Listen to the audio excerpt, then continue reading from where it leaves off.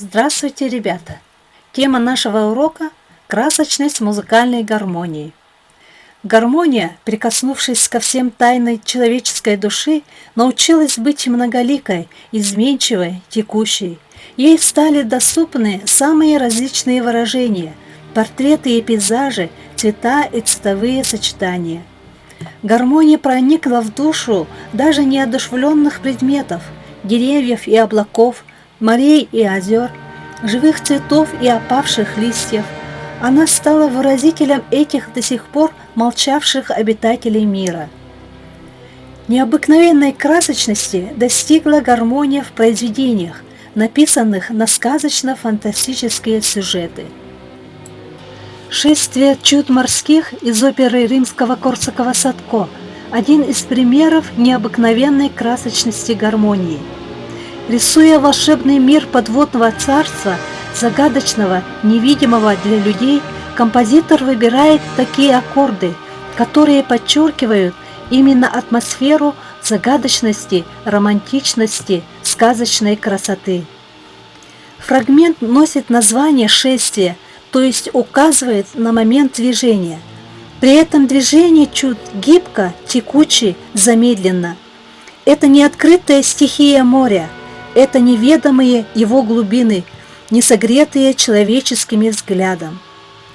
Плавно скользя перед очами своего владыки, чудо морские как будто складывают красочную музыкальную мозаику. К концу шествия движение успокаивается и замирает, словно унося последние всплески воды. Но короткое время музыка застывает в созданной ею картине беспредельной сказочной красоты.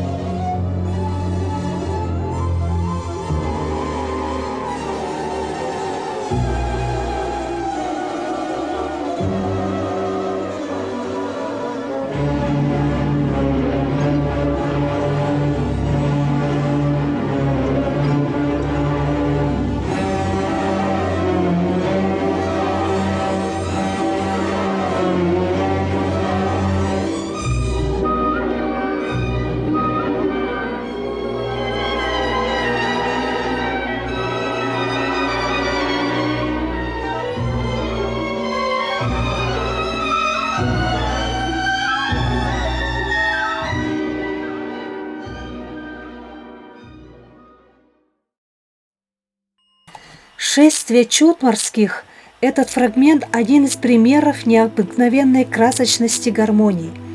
Волшебный мир подводного царства, загадочного, невидимого для людей, погружает нас в атмосферу сказочной красоты, и у каждого из нас рождаются свои образы.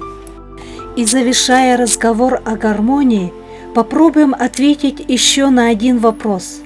Всегда ли гармонична музыкальная гармония? Ведь музыка, уходящая от стройного звучания, отказывающаяся от света и покоя, сама становится другой.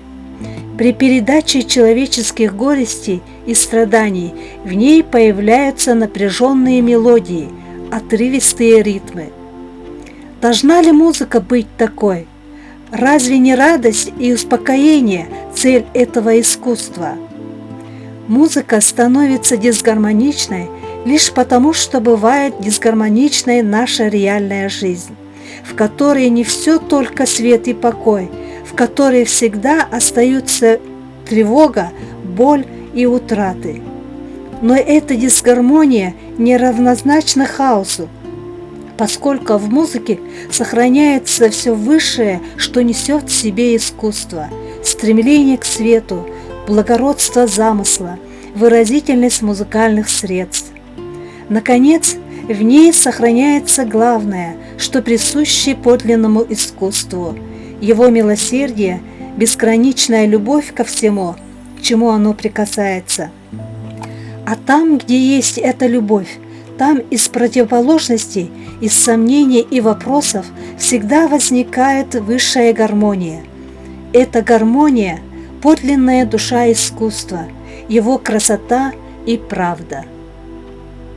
На этом я заканчиваю урок. До свидания, до следующих встреч.